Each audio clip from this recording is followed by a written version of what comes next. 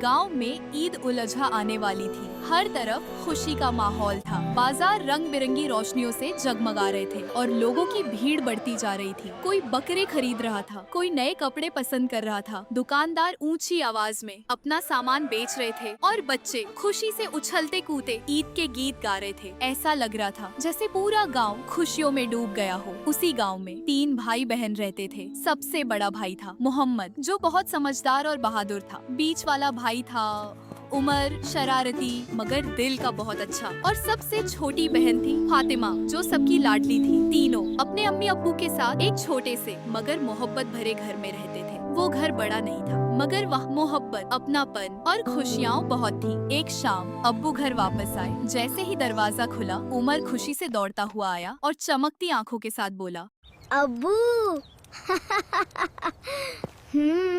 बकरा कब लेने जाएंगे?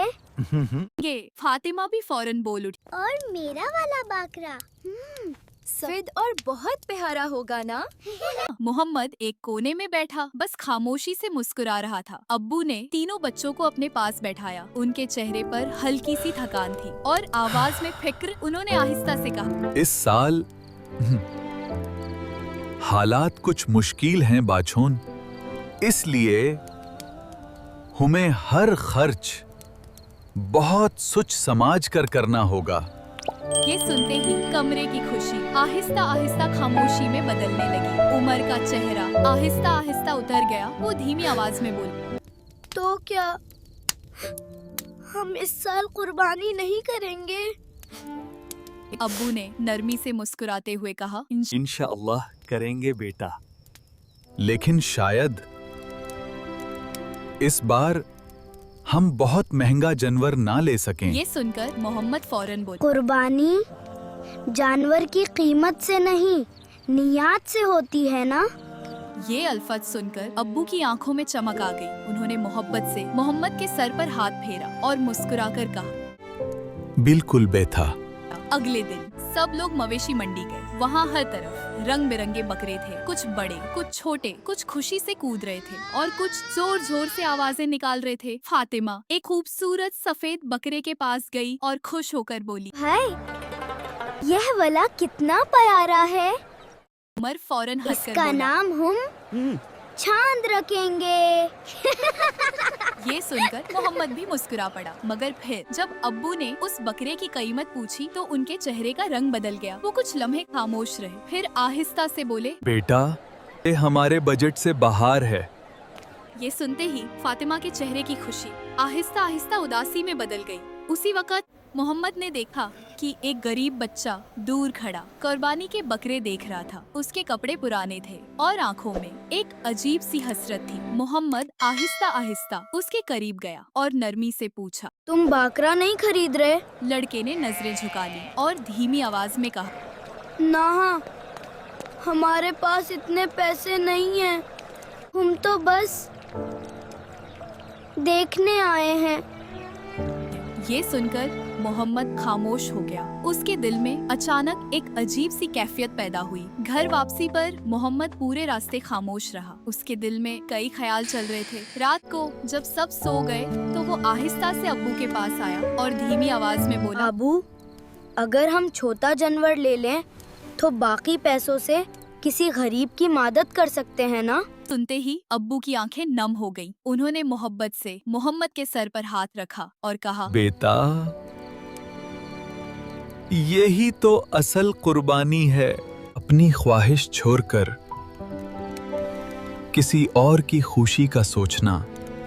उस रात मोहम्मद के चेहरे पर अजीब सा सुकून था, क्योंकि उसने कुर्बानी का असल मतलब समझ लिया था। अगले दिन उन्होंने एक छोटा मगर बहुत खूबसूरत बकरा खरीदा। उसकी मासूम आंखें और नन्ही नन्ही उछल कूद सबके दिल जीत रही थी। फातिमा ने खुशी खुशी उसके गले में एक हरा रिबन बांधा और मुस्कुराकर बोली, अब ये हमारा दोस्त है।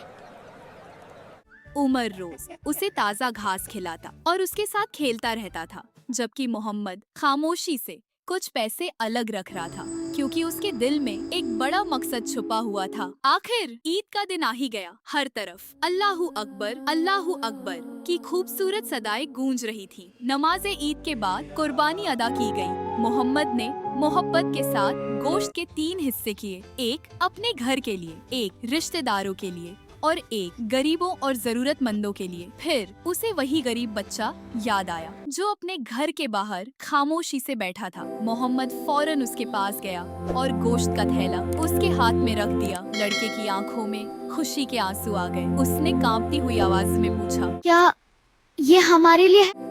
मोहम्मद मुस्कुराया और मोहब्बत से बोला, हाँ, क्योंकि ईद सबकी होती है। घर वापस आते हुए फातिमा मुस्कुराकर बोली, भाई, आज मुझे लग रहा है हमारी ईद सबसे अच्छी है। उमर ने खुशी से जवाब दिया, क्योंकि आज हमने किसी को खुश किया है। ये सुनकर अब्बू की आंखें नम हो गईं। उन्होंने तीनों बच्चों को अपने गले से लगा लिया और उस लम्हे छोटा सा घर मोहब्बत, खुशी और सुकून से भर गया। रात को मोहम्मद ने आसमान की तरफ देखा और आहिस्ता से बोला, या अल्लाह, हमें हमेशा दूसरों की खुशी का ख्याल रखने वाला बनाना। ठंडी हवा चल रही थी, आसमान पर चांद चमक रहा था और उस रात तीनों भाई बहनों के दिलों में एक नई खुशी थी, क्योंकि उन्हें समझ आ गया था कि असल खुशी सिर्फ अपने लिए जीने में नहीं बल्कि दूसरों के चेहरों पर मुस्कुराहट लाने में है। ईद उल अजहा सिर्फ जानवर कुर्बान करने का नाम नहीं, बल्कि ये हमें कुर्बानी, मोहब्बत और दूसरों की मदद करना सिखाती है। ये हमें याद दिलाती है कि असल खुशी सिर्फ अपने लिए जीने में नहीं बल्कि दूसरों के चेहरों पर मुस्कुराहट लाने में है। और याद रखो, अल्लाह ताला सिर्फ जानवर की कीमत नहीं देखता, वो हमारे दिल की नीयत, इखलास और सच्चाई को देखता है। इसीलिए कुर्बानी सिर्फ जानवर की नहीं बल्कि अपने गुरूर, अपनी खुदगर्जी और अपनी ख्वाहिशात की भी होनी चाहिए।